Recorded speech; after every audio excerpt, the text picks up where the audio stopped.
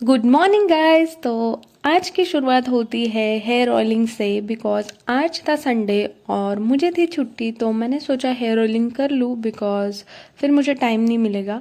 सो यहाँ पे मैं चंपू बन गई थी एंड आधे एक घंटे में मैंने हेयर वॉश कर लिया था, नहा लिया था एंड फिर मैं कर रही थी नाश्ता। यहाँ पे मुझे कोई जज नहीं करेगा गाइस, क्योंकि मैं कल रात का ही खा रही हूँ। ऑब्वियसली मुझे ही खाना पड़ेगा, कौन है जो, कोई और तो है नहीं जो खाएगा। सो यस, मैंने वो कल रात का ही नाश्ता किया और फिर मैं हेयर ड्राई कर रही थी क्योंकि मुझे वैनिटी ऑर्गेनाइज करनी थी। क्योंकि मुझे थे आज 2 ऑर्डर मेकअप के, साइडर ही थे, लेकिन हाँ वैनिटी तो ऑर्गेनाइज करनी पड़ेगी उनके लिए। ये रही मेरी वैनिटी, कैसी लगी मुझे बताना। और उसके बाद मैं हो रही थी खुद रेडी।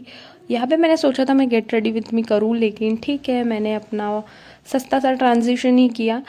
और फिर उसके बाद रेडी होके मैं पहुँच गई थी लोकेशन पे, जहाँ पे मुझे वो भैया लेने आने वाले थे। एंड फाइनली भैया भी लेने आ चुके थे और मैं क्लाइंट के घर पहुँच गई थी।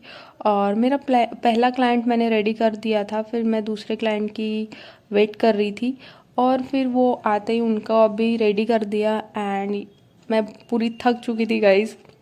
फिर उन्होंने वापस से मुझे वही लोकेशन पे ड्रॉप किया एंड मैं मेट्रो से निकल गई थी। और ये टाइम पे मेरा शक्ल देखो गाइज, मैं इतनी थक चुकी थी कि मुझे कुछ समझ में ही नहीं आ रहा था मैं क्या ही करूँ।